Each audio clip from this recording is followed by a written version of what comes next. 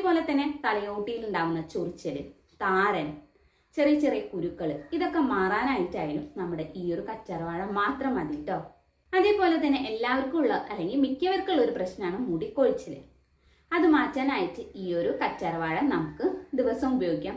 അതല്ലാന്നുണ്ടെങ്കിൽ നമുക്ക് പാക്കായിട്ടോ hair സെറായിട്ടോ hair ടോണറായിട്ടോ ഒക്കെ ഉപയോഗിക്കുന്നത് നല്ലതാണ്.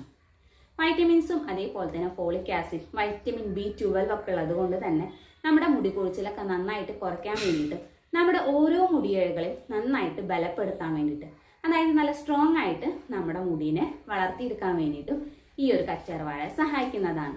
ഇനി നമുക്ക് നമ്മുടെ ഹെയറിൽ നല്ലൊരു ഹെയർ സെറായിട്ട്, ഇനി അതല്ലാന്നുണ്ടെങ്കിൽ ഹെയർ ടോണറോ ഹെയർ ജെല്ലോ എന്ത് വേണേലായിട്ടും ഈ ഒരു കറ്റാർവാഴയുടെ ജെല്ല് ഉപയോഗിക്കുകയാണെന്നുണ്ടെങ്കിൽ നമ്മുടെ മുടി നല്ല സോഫ്റ്റ് ആൻഡ് സിൽക്കി ആയിട്ടിരിക്കാൻ വേണ്ടിയിട്ട്, അതേപോലെ തന്നെ നല്ല സ്മൂത്ത് ആയിട്ട് ഇരിക്കാൻ വേണ്ടിയിട്ടൊക്കെ സഹായിക്കും.